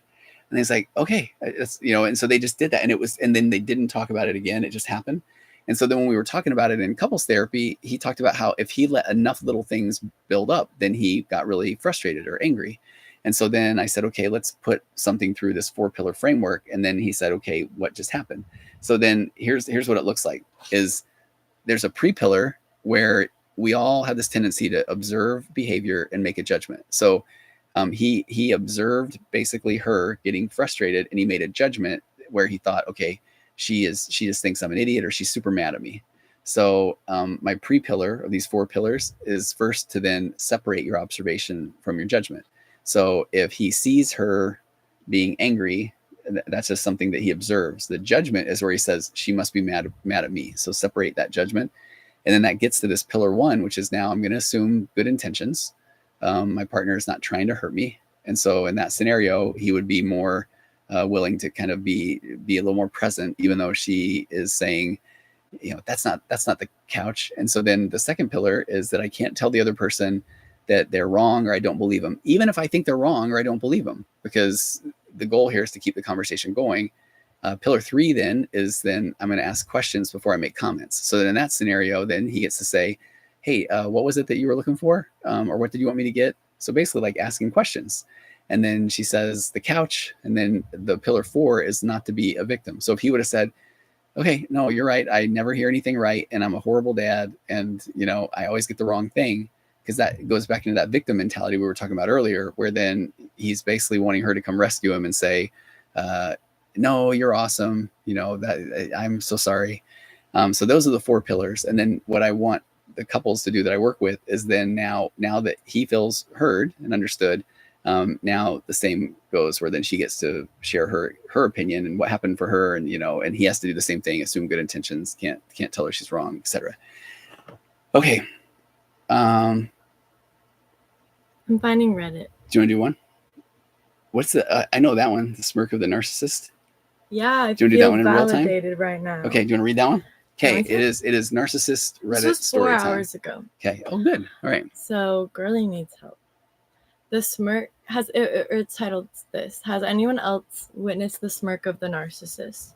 The smirk came with the discard. I'm sure it had been on his face before I knew him, 20 years. But I really can't get it out of my head this time. I'm just 1 month discard, but I knew he was seeing someone else. Asked him point blank. So have they been broken up for a month? Is that what it means? Just 1 month discard. So the narcissistic discard is a trip because, we talk often about the trauma bond, but at some point when the narcissist no longer is getting their supply from the partner, then the discard is they immediately now have found. Oh, yeah. Yeah, right. So no, yeah. So they broke up and they're just like friends with benefits. So that makes sense. So that, yeah, she's definitely talking about what you just said. So asked him, okay. So 1 month after they broke up, but I knew he was seeing someone else. Asked him point blank, but of course he lied. We were just friends with benefits because I knew him too long and knew he wouldn't be true to anyone. I haven't been paying attention, so can I get caught back up? Because I was looking at the. Lori said, read one sentence. Okay, is that all? Lori said, "What computer is this?" Because I do like what you have on it. It's just a MacBook Air, but then Sid has all kinds. You have a case on it, right? And you put all the stickers on it. Yeah, this is a case. Well, okay, I'm just answering the question there, right? Kyle, look up the pillars. TikTok snack. Do I think all married couples should get therapy? I really do, because I go back to I think people don't know what they don't know. And then we end up settling and thinking that, okay, I guess this is what relationships are like or what marriage is like. And so I do think they do need it. And back to you. Okay, I'm so in. So the discard, okay. Yeah. That was a long time ago. Dang it. You said you only read one sentence. I'm really going to pay attention now. I'm just 1 month discard, but I knew he was seeing someone else. I asked him point blank, but of course he lied. We were just friends with benefits because I knew him too long and knew he wouldn't be true to anyone. I had no expectations going into this, but he led me on and played me with the love bombing. Okay. This had happened. Have you been love bombed though? We talked about that, right? Yes, dude. Literally the last guy that I was with love bombed me. Okay, and that's a red flag. It was so fun at first, but then it was so like it's like so fun, and then it's like you realize it was all fake the whole time. Yeah. And then it's like, oh my gosh, go away. Well, and I think we talked about this last time too, where it's like, would you view it now as a red flag if all of a sudden you're in a relationship and every single thing you guys connected with everything and oh my gosh, we have so much in common and it sounds great, but it's almost the person is saying, I will be whoever you need me to be to make you feel good, so that I feel good about myself. Yeah, and that's exactly what it was. Okay, so she had been love bombed, so we kind of get that. I had no expectations. Okay, this had happened before, but I kept telling myself I could keep it in perspective this time. When the discard came, I was pissed to say the least and felt a little blindsided. I never got an answer as to why he played me. What are you doing? What was he going to say? Because I like being cruel and got a thrill out of it. Oh, did he say that? Okay, I don't think he said that, but she was just saying like, would he say that, I guess? Okay. She's saying, yeah, what is he going to say about why he was so mean? Yeah. Is he going to say, oh, because I like being cruel and I got a thrill out of it, which probably would probably be true. If he's like trying to fill his narcissistic supply. Yeah. I told him that friends didn't treat friends like that, and I remember the smirk he had on his face. I can't get that smirk out of my mind. I replay it over and over. He really looked and seemed evil. Yeah, it's creepy. I feel so stupid. He used me, played me, manipulated me, and threw me away. He wanted to stay friends. Never stay friends, literally. Yeah. I had stayed friends before when he did the same thing, so I guess he thought I would again. Absolutely, and that's where I feel like when people say stuff like, why would he think that would work? And the reality is because he thinks it would work. He'll continue to come back and try to manipulate her because he has been able to. And what I find like this is a lot of times like guys will or girls will do like a pity party, right? Like they'll be like, I know, I'm so sorry. I know you deserve better. Like, I know that I treat you like crap. If they say that, like, just listen and believe. Like, like that is them telling you how they are going to act and continue to act. And it's manipulative for them to just like, at least in my experience, it was definitely like, it felt very manipulative. No, Sid, I'm literally pulling up some notes from a therapy session.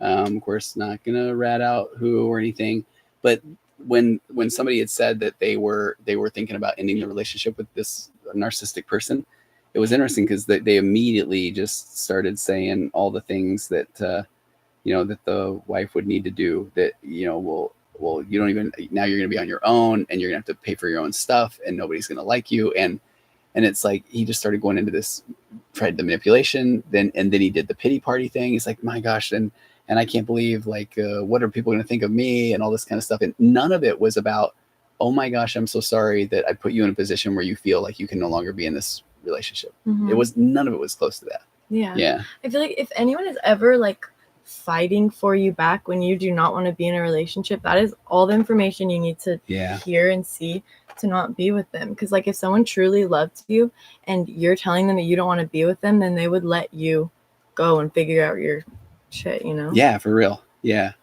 Gosh, I'm looking at all the notes. So yeah, he did the whole, I'm a walking ATM, and you know, I let you go on these trips. Oh, that if a guy lets you do anything. When I heard that one.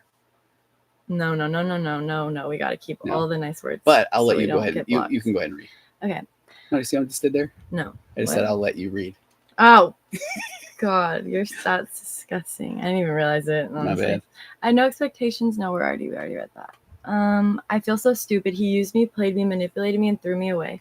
He wanted to stay friends. I had stayed friends before when he did the same thing, so I guess he thought I would again. I can't wrap my head around the fact that it was all a lie. For 20 years, nothing but a lie. I was so damn easy, and I keep seeing that smirk. I feel like I didn't even know him then. He was a stranger. I wouldn't give him the satisfaction of seeing me lose it, so I just told him good luck. He tried to get me to react, but I wasn't about to. I got in the car and didn't get halfway down the block before I lost it and had to pull over.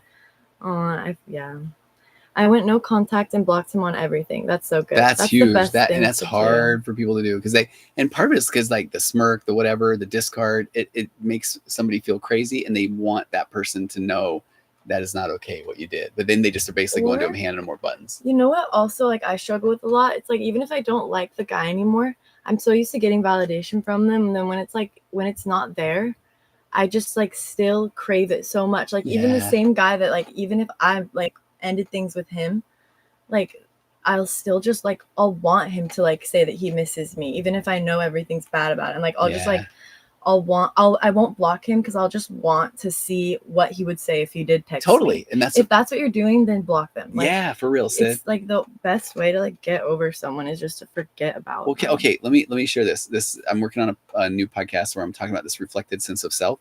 So this is when you depend on others to tell you who you are. It's like looking into a mirror to see your reflection, but instead of a mirror, you use other people's opinions to see yourself.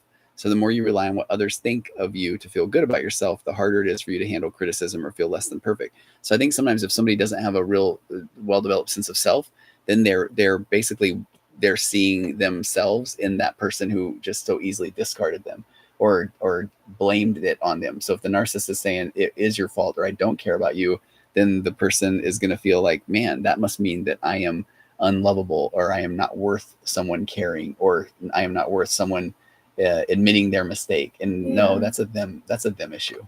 Yeah, because like it makes sense though. Like if you constantly are telling yourself like everyone else needs to think that I am good for me to be good. Like it's like you talk about like your brain likes patterns. Like it's gonna immediately happen whether you like it or not. Like you really have to work to change that. And that's why when you said that, I've only had, honestly, I think I've had 2 clients in almost 20 years that have been able to immediately just block the emotionally immature narcissist in their life. It's so hard. There's someone I need to block right now, actually. If I text you, will it go through? Oh yeah, do it right now. He literally called me last week too. Oh, let's block him. But see, I honestly, are you making excuses? The worst part, like, because when he called me and I got to not answer, I was like, oh, did that feel a little bit satisfying? Yeah.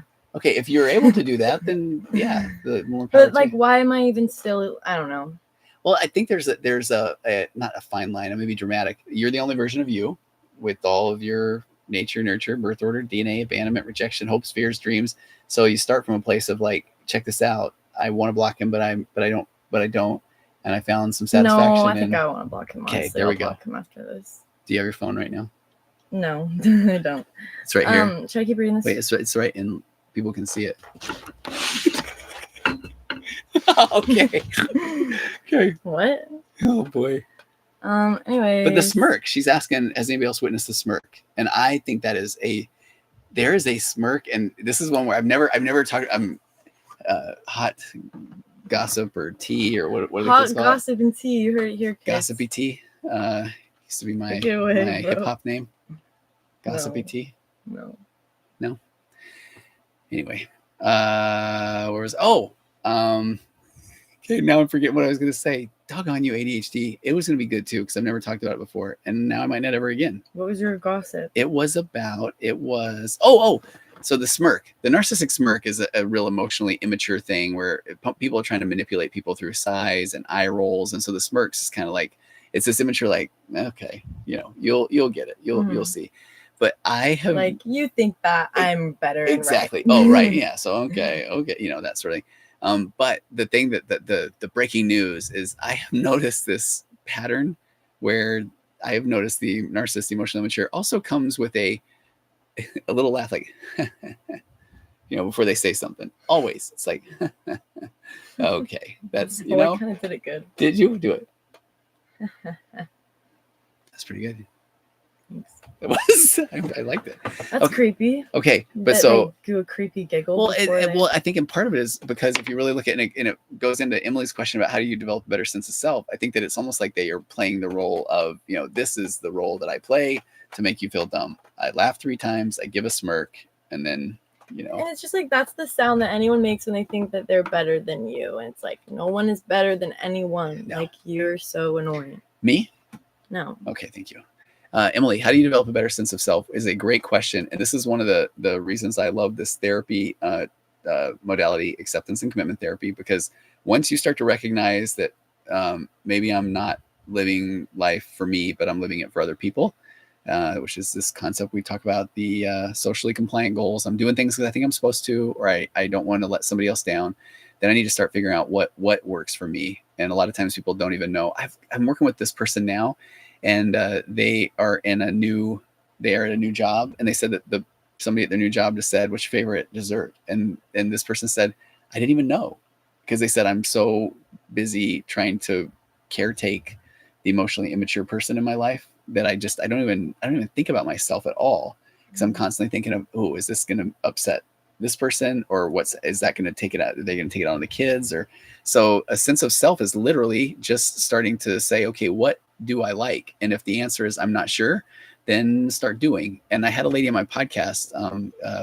She's an associate of mine, Marla Christensen, and she talked about when she came out of an unhealthy relationship. She said, I didn't even know what my favorite candy bar is. And so then she said she literally went out and bought like 20 candy bars and said, let's figure it out. That's cute. It was really cute, but it was a Milky Way of all things. That's wrong. I said the same thing. So. Okay. Oh, so how do you develop start doing things, figuring out your values, that sort of thing? Because I totally get what you're saying. Because I feel like I used to kind of be a people pleaser, and like when you do that, I feel like maybe I did it when I was younger sometimes, or like with like some of my early friendships. Yeah. And so I would just like I would live a lot of my life through the perspective of somebody else. Well, and give me an example. Like I would literally like if it was like a guy I liked, for example, like I would literally pretend like they were watching me, and if I was like alone, like I pretend like the guy that I like was like watching me, and I'm like, how would I act so that like I'm perfect for him? Yeah. Like it was weird. Like I found myself doing honesty with that in like high school and stuff, and people still now do. Sometimes like I'll tap out of it, and even if I'm just like, it's like kind of an anxiety thing. Like even if I'm like at a store like thrifting, like sometimes like if someone's like right next to me right here, I'll just like tap into it, and I'll be like, how am I being perceived by them right now? Like how can I act normal? Like it's just like, and it helps. I feel like what you said is right. Like when you really just try to like care for yourself and listen to yourself more, and just like what do I need to do right now to make me comfortable, not to make anyone else in this room comfortable. Yeah. Because you think they're like thinking about you, but they're probably not. Exactly. And if they are, that's their problem. That's weird. Well, if they are, they're doing it from most likely a judgmental place, or they're doing a comparison to kind of say, am I doing The good thing about that is like only crazy people would approach you and actually like disturb your peace. Oh, if somebody was like, I don't know if I like the way that you're looking through the then it's like, oh, okay. But I so appreciate your honesty with this, because I think more people struggle with it. Not struggling, but more people feel this way than not. And it is that they're doing something wrong. And if you're just doing, you're doing it right. You're being you. people are saying that they get it, I feel so validated. Well, it's so real. And again, it's the thing where we still think that we have to show up a certain way in the world or we're getting it wrong. And this is that part where I really think as kids, everything we're doing, even a good parent is saying, oh, don't do it that way, or calm down, or we don't say that, or, you know, like it's not a big deal. So we're told that our emotions are not right, even though they're ours. So we internalize our emotions, and now we need somebody else to tell us we're okay. Mm-hmm. So then I think we're kind of walking around the world sometimes like thinking, am I doing it right? And that's where when I have a client that's even asking that, it's like, well, you're just doing it. The right and wrong is we talk about this, the hindsight principle. So mm-hmm. if somebody all of a sudden said, man, I love the way you look through that bin of clothes, you're like, oh, well, thank you, I must have done it right. And if somebody says, can you do that differently? Then we're like, did I do it wrong? But you're just doing it. Do you guys want to know what I've been doing to help me? Yes. Okay, so I also I just care a lot about how people I care a lot about how I look when I'm in public. I care about how random people perceive me. It's weird. Sometimes I'll be at a stoplight and I don't even know who the person is next to me. Mm-hmm. And I'll just be thinking okay, I wonder if I look effing ugly right now, or if I look cute. Do you know what I mean? No. Okay. And so what I've been doing recently is instead of just trying to look pretty or caring about the other people, I'll just make a really ugly face at them. Oh, okay. Tell me why. Because it's literally the most opposite of what I want to do in that moment. Because I'm trying to act all pretty. So then instead, it's literally exposure therapy. Okay. I'll just make the weirdest face, horrifying, only for a second. And it's normally when cars are just driving by, so people probably don't even see me. But it literally helps me because it's okay. Who cares? Why do I care about what I look like to this guy who I'm literally never gonna see again? Okay. Why do I care? And it's throwing your energy out at other people, random people, and it's exhausting. It's when you finally just don't give a frick mm-hmm. about anyone around you. It's just I know who I am. I know. Yes. I don't care if I look good or if I look bad, because my body doesn't have to be a sexual object all the time anyways. Yeah. Who cares what I look like? Yeah, it's exhausting when I'm that way all the time. Kidding. No, that's so good, Sid. And I like what you said about as exposure therapy, because honestly, I was about to go into this big old thing of oh, it's your opportunity to notice it, sit with that discomfort and just be. But I like when you're saying though, but for you right now, it's I can look any way I want. And so I can, and life will move on exactly the same. Yeah, it really will. I can do something embarrassing. I can do something I can look good, or I can look it doesn't matter. It's just still I'm so used to feel getting validation from random people. It's very well, and I think that's a big part of it too, is that when we still are, when we're looking for external validation, it's actually almost easier through random people, because we're almost afraid of the rejection of the people that are close to us. It's so funny though, because it's I don't know these people, they don't know me. Why do I care? I literally don't know them. They're me characters walking around in my life. Why do I care about their opinion if I don't know any of their personal values or morals? And it's the only people that you should care about their opinion are the people that love you and care for you and get you and understand you. Right? No, that's so good. Do you remember this concept? I know that we got a video out there about, it's called solipsism. Do you remember this? Yeah, I like that. Okay, so solipsism, and I think Amanda, you said a nice thing there. Everyone's super aware of ourselves, and no one is actually thinking that much about others. So solipsism is this concept of where, so you are not the center of the universe. And then and it gets a little bit deep for a second. So when you try to understand the vastness of the universe, you understand the insignificance of ourselves. That's the part that can sound a little bit sad, but it's actually empowering. We might experience ourselves as the center of the universe because we see it all through our own lens, through our eyes. But most would agree that we aren't the center of the universe. And so, but this is where it gets philosophical. But the reality is we don't know, because we can only see things through our own lens. So solipsism is this idea that only one's mind is sure to exist. So I only know that I exist. Sid might be a non-player character or whatever in my life right now. And she only exists when I walk into a room. Then she becomes animated. That could be a thing, right? Or you might be thinking the same thing about me, because we can't actually prove that the external world, including minds of others, is real, because I can never experience what your mind is like. As much as that we would like to try to do that. Dude, everyone's saying that I look uncomfortable. And do you? No, I'm just I feel it's funny because it's literally just what we were talking about. Now I'm thinking about how everyone looks at me and I'm getting so much more uncomfortable. Okay, so give the stop face. There you go. Do Get that. out. Okay, keep going. Okay. But this is I'm not being held hostage. It looks like a hostage situation, but it's not. That one always makes me laugh. Right? I'm like, how am I supposed to look? Like, I never look interested in anything ever. Yeah, so it's a them problem. You know what I mean? Love you guys, though. I promise I could literally leave right now if I wanted to. Yeah. Could you? Wait, let me undo the shackle. Hold on. I don't want you to pull my leg too hard. Sorry. Okay, no, because I left it out. If some people are like, wait, so we don't matter. But okay, solipsism is the idea that only one's mind is sure to exist because we can't prove that the external world, including the minds of others, is real. So to this day, one can't experience the existence of another person's mind other than your own. So if your mind is the only one in existence, then other people's opinions of you are their illusions.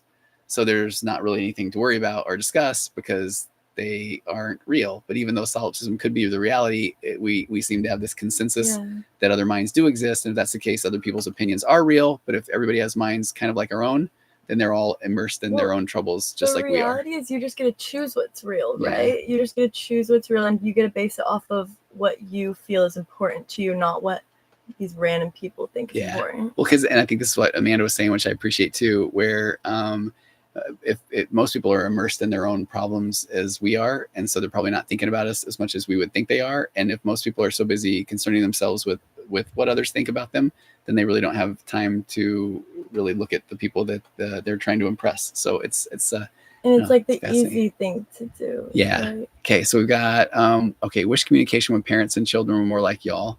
I appreciate that. I love those comments. I really do. Thank you. You make it easy. Yeah, I love that we can just like talk about stuff. I feel like whenever you don't want to talk about something, it's like the thing that you're supposed to be talking about the most, you know? Yeah. Like the conversations that are like the most horrible to have feel so good once you've had them, you know? Yeah. I feel like a lot of times, like in my childhood, we didn't talk about stuff as much. But I mean, I was scared that you might say something that I wouldn't know how to deal with, or probably right. But like, I'm glad that we talk about stuff now. One of my favorite things is Sydney drives me to the airport when I fly back to my office in California, and those are my favorite mornings at all. We've covered hip hop, we've covered pop culture, we've covered 80s music. That's right. I thrifted a Tupac shirt today. Did you really? Okay. It's really good, you guys. It's really beautiful. Okay, so do you want to take a couple more questions? How can I stop taking people's opinions so seriously? I feel like they hold me back. Okay. It's kind of just what you're talking about. Yeah, I think so. Right? Okay. This will be re-uploaded on YouTube. But I guess just like you were saying, like your reality is created on your own. Like no one's emotion or no one's opinion matters unless you want it to. And let me also start by and I like the concept of, if you're asking that question, you're being more aware of it. And so now that you're aware of the fact that you take other people's opinions more seriously, then just start to notice when you do that. Do I do that more when when I'm hungry, angry, lonely, tired? The acronym HALT's pretty fun.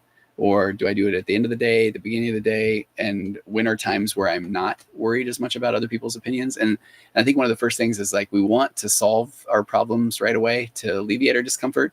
But typically when you just start to when you're aware of a problem, you just start to bring that awareness. And then I like the idea of you start looking, I call it breaking down the game film. So you're starting to notice that when do I feel this way and when do I not? Because then you can start to notice patterns of behavior when you're feeling certain ways, that sort of thing. Should marriage counseling be both partners in the same room or separate sessions? So this is a really good question. And actually I have a podcast out on this on the Virtual Couch podcast that I'm not going to say controversial, but when you're a new couples therapist, then you typically just see the couple and you say that the relationship is actually the client. So you're doing what's best for the relationship. And there's a concept in couples therapy where you talk about this thing called a no secrets policy, which means that if one of the people comes in and says, hey, I'm not really up for this marriage, then the therapist has to say, well, we need to bring that into the couples session because that's what's best for the relationship. But then you basically are showing the individuals that are in the couples therapy situation that, you got to keep things to yourself, that you really can't be open. so I've done couples therapy for over 15 years and about 1,500-1,600 couples now. And then you start to recognize that, okay, people are coming into couples therapy in a whole bunch of different situations. Sometimes they both really want to make things work. And sometimes somebody is in there because they're almost checking a box and they're already checked out of the relationship. So I really enjoy seeing an individual, and then the couple together. And we lay out that 4-pillar framework. But I let them know that I'm going to, that's in unicorn land though. Like that's like 3. What do you mean? That's like they have to pay for their own session of therapy and a group session of therapy. That one is not a lot tough. of people can probably do that. Yeah, and that's what's unfair. It really is.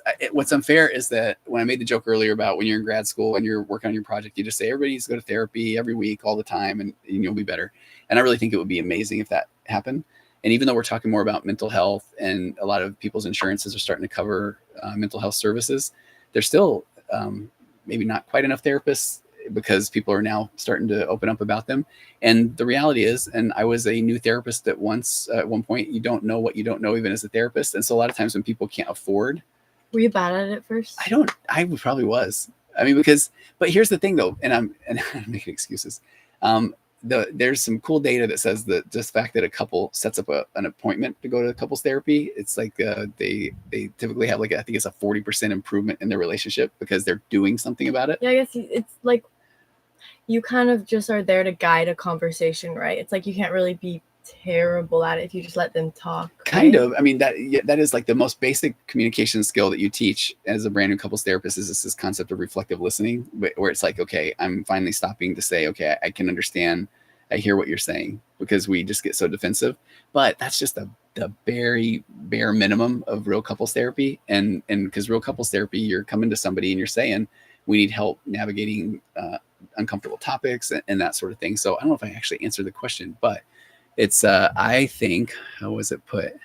Would you recommend both partners seeing one therapist at the same time in one room? Oh, yeah. So I think if you go to a couples therapist that has experience, that they are going to want to work with you as a couple. And then my whole point was, I think it's important for the therapist to also talk to the individuals to understand what their experience is in couples therapy. And a lot of therapists say that isn't a thing, but it works. Jennifer said, I did marriage counseling with my first husband and it was tough. I could not speak my truth. And I feel like that's like a good point. Like if you're in like a manipulative or like a toxic relationship, like you're not going to ever feel like okay saying exactly how you feel with them right there. Right. And that's kidding me. No, and that's why I do the individual to understand where are you at in this relationship.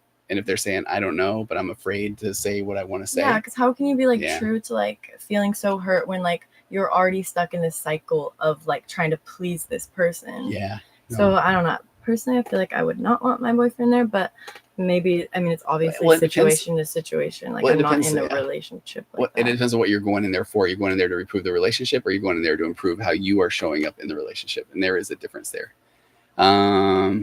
Okay, Miley, I think you make a good point about learning to sit with discomfort. Yeah, that's I don't want to say me up on the side of the freeway. Oh gosh. It's disgusting.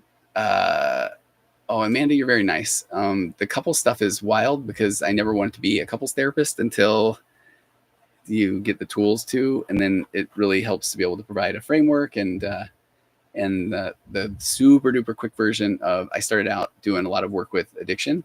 And so people that are struggling with addictive behaviors, often a lot of addictive behaviors are unhealthy coping mechanisms. And then I kind of identified that when people turn to unhealthy coping mechanisms, they typically are unhealthy, or they're not satisfied about their relationship, their parenting skills, their health, their faith, or their career. So then I tried to go find ways to address all of those, I would call them these voids. And then when you help people in those areas, they had less of a desire to turn to unhealthy coping mechanisms, like everything from pornography to like we talk about vaping to alcohol, to even people's addictions to phones. Yeah, that addiction and codependency has a huge overlap. Absolutely. Yeah, because you get addicted to a person. Yeah, and that's an unhealthy coping mechanism. So if you have a healthy interaction with another human, you can help process your emotions there. But if you feel bad in your relationship or codependent, and then you feel like, sometimes it's horrible, sometimes it's okay, in those horrible times, then you're typically want wanting to get rid of that discomfort by turning into an unhealthy coping mechanism. Hannah, spot on though. For me, it was like my first, I think I talked about this before, but like my first ex, like he always had nicotine and I never had it. Mm-hmm. So it's like I started to associate like the good feelings with him with the nicotine. Like it's like stuff like that is dangerous because it's like what all we're really doing like all the time is like seeking to feel good feelings. Yeah, it's kind of weird, you know. Kind of are. And I just like I've seriously associated like nicotine with that guy, and then I got so addicted to nicotine. Isn't that wild? Yeah. Let's see. Beck's Garage is a car guy with an addictive personality. I can say you're doing God's work. Oh, okay. Thanks, Beck's Garage. Thanks for sticking around tonight too. I really appreciate that too. Is that the one whose car was talking to them? Yeah. First they were talking to their car. Yeah. First they were talking to their car and we were okay with that. But then when the car started talking to them, you know. Mm-hmm. Okay. From France. Amanda, how do you take notes and actively listen? I struggle with that at work. Oh, so fellow therapist. So it's funny. I've got ADHD. Surprise. Maybe people can't tell. They know. They know. So there's the thing where if your part of your brain is engaged, then you can kind of pay more attention. And so then I'm taking random notes, and then I think it does just help as a thing to do. Just like if I want to do a fidget cube or pick my cuticles. I got another planner, you guys. You did? I got cute highlighters for it and stickers, and I haven't touched any. I was going to say, how's that going? I don't know. I've really thought about doing it so many times. It's going to be so good when I do it. Okay, is that Jenny? Sent more roses? Thank you so much. Like, that's so cool, for real. You guys are precious. Okay, we won't neglect Hannah for much longer. What do you do when you see a couple, like in your therapy notes? What did they say? So, Ashley, great question. What do you do when you see a couple like that? Maybe when I was talking about that, maybe one's disengaged, one is, and what do you put in your therapy notes? What it would be, right? That's the problem. It's like, how do you have a couples session where someone's not being dragged in? Well, and like, it's a great point, though. Maybe there are people that do that, but not enough. Experience. Yeah, not enough. And that's where when somebody said earlier, does everybody need therapy or does every couple need therapy? And I say yes. It's because I promise you, you don't know what you don't know, and so you're basically like going to. If you're going to Beck's Garage and you're wanting to have like a tune-up on your car, you're kind of saying, hey, person that knows about cars that I don't know about cars, can you make sure that everything's running well? And a good marriage therapist, I mean, every day I'm immersed in this stuff and learning about emotional immaturity and seeking validation and what do we do with our discomfort and how we show up immature in relationships. And so get somebody that can kind of help you understand the things maybe you don't know about relationships, because I think that can be really powerful.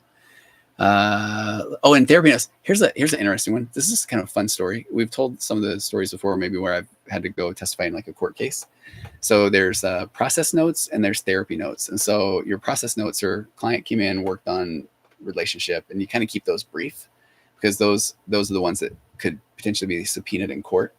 But then what is subpoena? So then somebody could say, hey, I need to see your notes. So don't doodle on those ones. You could doodle on them, but it's like if you're saying like, I don't know, really don't talk crap. Kind of, yeah. But here's the fascinating. So those are your process notes. Then every therapist can also keep what's called their psychotherapy notes, which is more of their impression of things. That's where you can say, okay, this person is a lunatic or insane. And so those are your private notes. But then, so just hypothetically, if you were asked to testify in a court case and you really, one of the people in the couple's relationship is the really narcissistic or mean person, and you want to be able to like tell a story that happened, but you kind of, that's not in your process notes, then you can say like, if here's the one that I saw that I thought was fascinating. One of the attorneys said, what were the dates that you saw the couple? And so then they said, oh man, I've got those written in my therapist notes.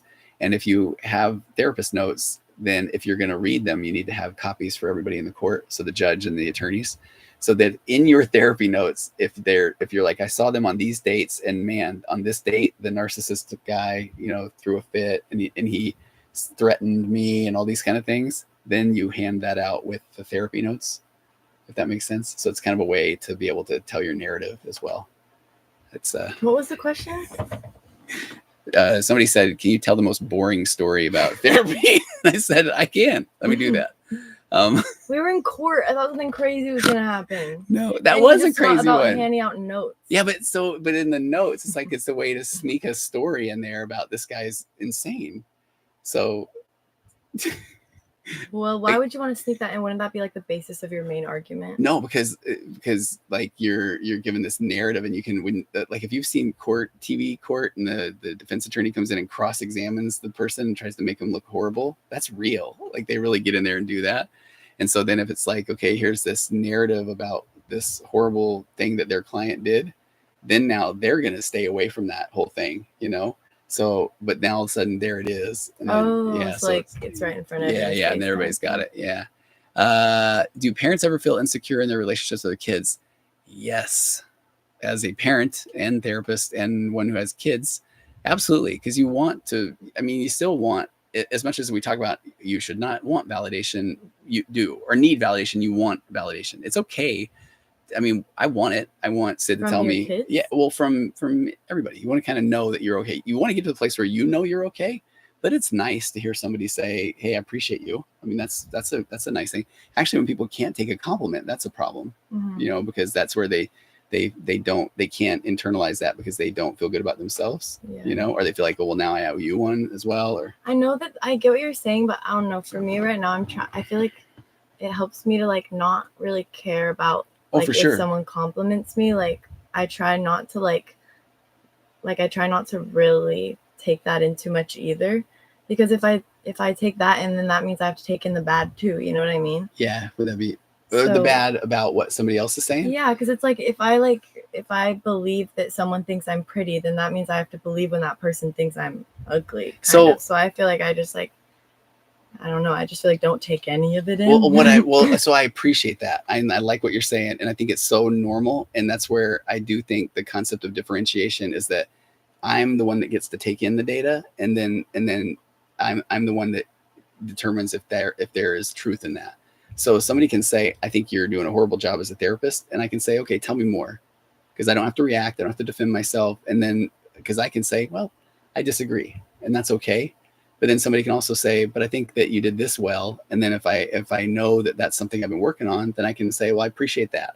So that's like more of that concept of whole object relations. So I can hear this person and I can like this thing they said, and I can not agree with this thing they said, because I don't have to go like all or nothing. Any of it. You didn't need them to say the good thing for you to be good at that. No, it's that's the way you're getting the internal validation instead of the external validation. It's like, I know I've been working on this, so I appreciate you seeing that. Like that feels good. It's not that I'm trying to say, how dare you compliment me on something, but it's like when you get to the point where I know that I'm okay, then I appreciate being seen, I guess is what it would be. Do you know what I mean? Yeah, but I don't know. I just feel like if you care about that so much, though, then you'll like need it all the time. Right. And you're so spot on. And I'm saying when somebody gets to that point where they don't need it anymore, and then it's nice to be acknowledged for it. I'm not craving it. I'm not seeking it, but when I'm being seen for it. So if somebody does say, hey, I appreciate the work you did as a therapist, you really helped my marriage, I'm no longer like, okay, good, I matter, you know, but it's like, oh, I'm glad that what I was able to offer was received. That feels good. Mm-hmm. But if I'm like going like, I don't care what they say, I'm just doing my job, then it's like I'm almost like I'm afraid to feel the good feeling. In my opinion. Yeah. But in my opinion, you already feel the good feeling all the time because you already know that about yourself. Yeah. And when you get to that place, it's amazing. So then I'm just saying that it's nice to be acknowledged or recognized. Yeah. But I feel like I hope I'm not making you think that I'm trying to talk you out of your opinion. I'm not. I still think the same thing. Okay. It's fine. I get what you're saying. Okay, so one more question. We never finished the story. Oh, Mom typed in there and said, you finished the story, and I said we did. So we did not? Okay. So I got no contact and blocked him. And I've been told he's throwing his new supply in my face to the point of ad nauseum. So this means like to the point of like just constantly. I tell myself that is a stranger and there is no reason to look. I'm still at the point where I want him dead 1 minute but miss him the next. That's so real. Then I remember that wait, tell me like what comes up for you on that. What? I don't know. Just hating someone and loving someone. It's right? Like a toxic relationship. Yeah, the trauma bond stuff. He knew he had hurt me, and the MF actually enjoyed it. That was what the smirk represented. So when I started getting weak, I think of that and get on here and get some strength from you guys. Thank you so much for your posts. They have helped me so much. I wish we had all known about this personality disorder, or demonic possession as I call it, a long time ago.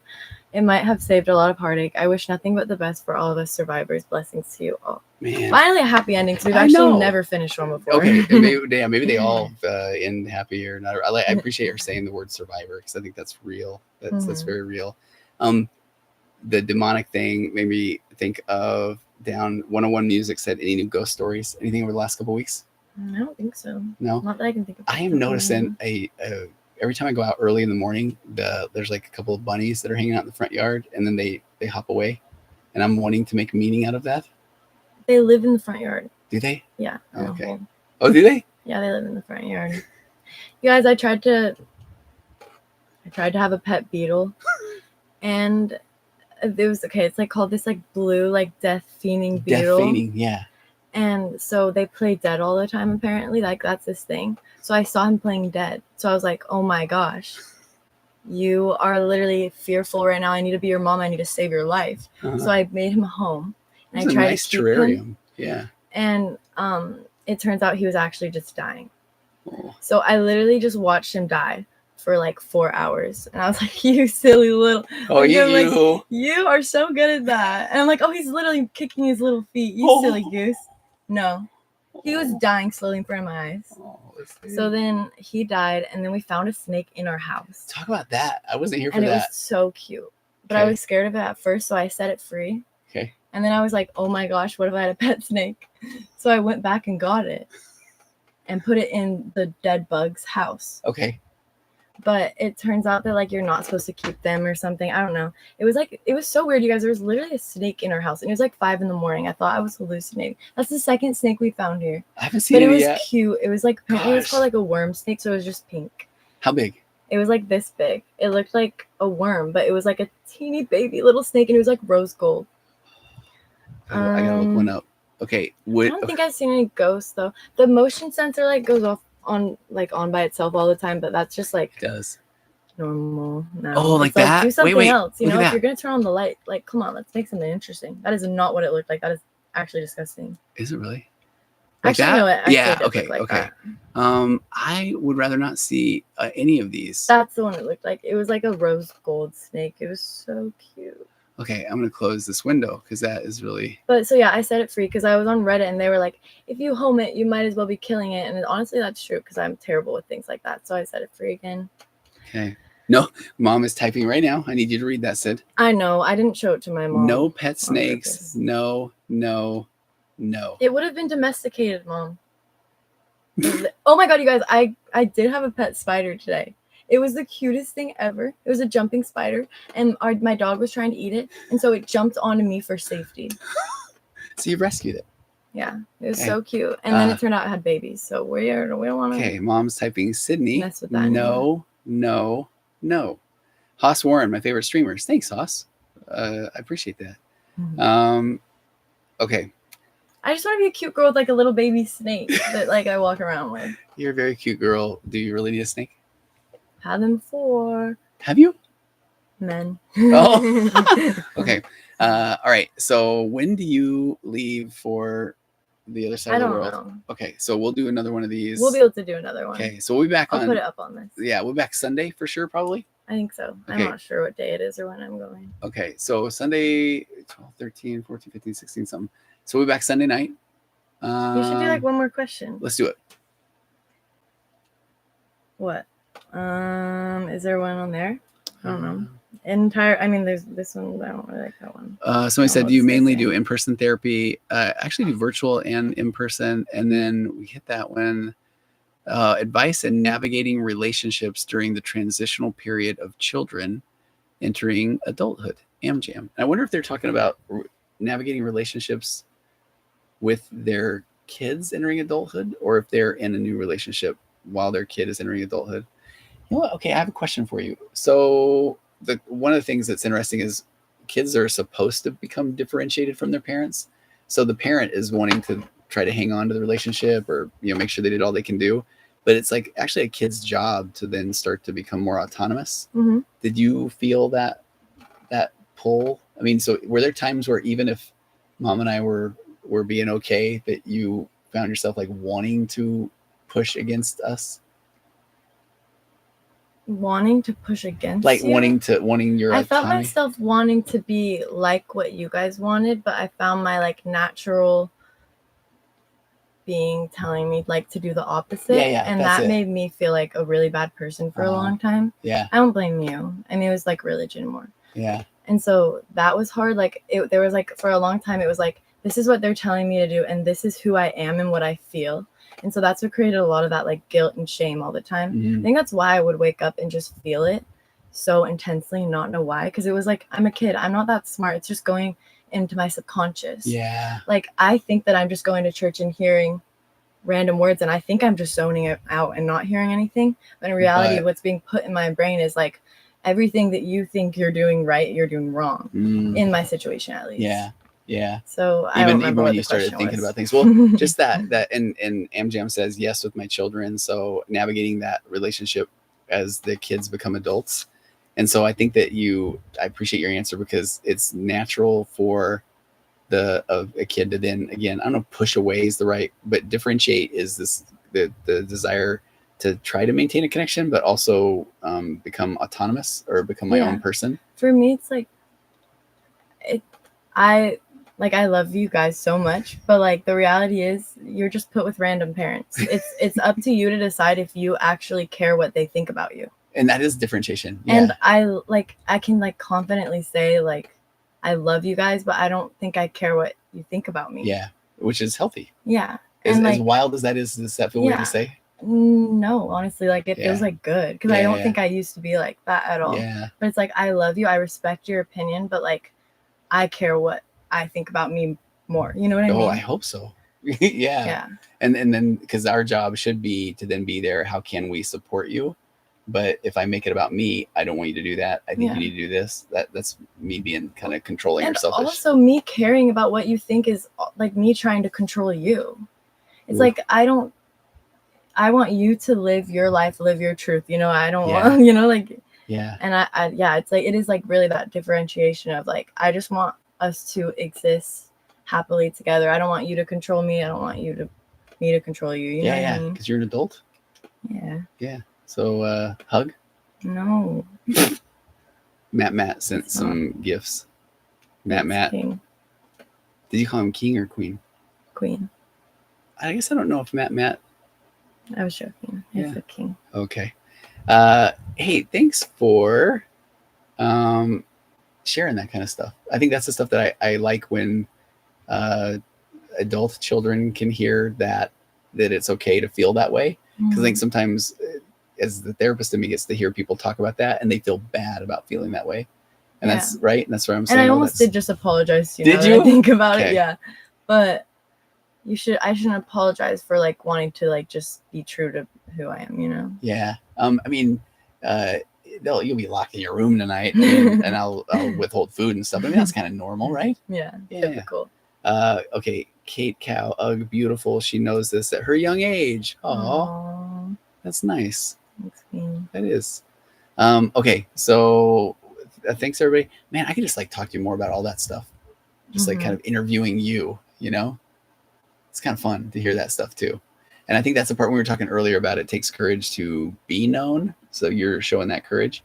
And then in theory, it takes courage to know someone, because I could sit there and now go victim, because we talked about that tonight, and just go, I'm sorry, Sid. I'm sorry we were so bad, because I want you to tell me it's okay. Yeah, I don't want that. Like, I don't want you to say I'm sorry. Right. I want us to be able to like communicate and talk about it though. And like, I want to hear your side, and I don't want you to feel like it's an excuse. Totally. But everything can exist at the same time. Like, you were probably a lot dumber than you are right now when you were raising me. So much dumber. So much dumber. And I thought I was smart. 100%. Like, I understand that. And so it's like, I don't want you to feel like I think you're like making up excuses either when you say like, oh, this is how I felt at that time. Because it's like, everything can, how everyone feels is valid, you know? Yeah. No, that's good. That is. Thank you. You're welcome. Okay. What are you doing? What are you Sitting doing? with discomfort, silence. I know. What do we do with that discomfort? I am going to go press the thanks for being here tonight, everybody button. We're going to go say hi to Hannah because she's here. And how does a 23-year-old live with her dad still? You pay my rent. You come here and you pay my effing rent. And someone is jealous. Someone's jealous of the father-daughter bond. So you know, how do they? They do it well, very, very well, and we have a fun time. All right, we'll roll up here, and we will see you Sunday night. Thanks, everybody. It looks like over 15,000 people joined us tonight. That's kind of fun. That's a lot, right? Good night, Tony, Dino, Shark, Lucas. He's gonna stretch this one out. I can feel it. Real Nerd, bye. Thank you very much, Jennifer. Oh, it's Jen. O'Neill, bye. Noel, you're both great. Thank you. Kate Cal, bye. Oh, this is kind of fun. Bye, everybody. Kelly, hey, good to see you. Night. Follow Tony on full Instagram. Video. Can you see? It's on YouTube. At YouTube. Beck's Garage, my car. Say the goodnight. Virtual Couch I bet it did. Yeah, Virtual Couch podcast. You have bad internet connection. You have bad internet connection. They said that twice. I think their internet connection might be bad. Okay. Good night, everybody. Have a great night. Dead eyes, you're weird. See you Sunday. Love you guys. Wait, I'm gonna end this one too. I need to figure out how to mod these things. Thanks, nobody.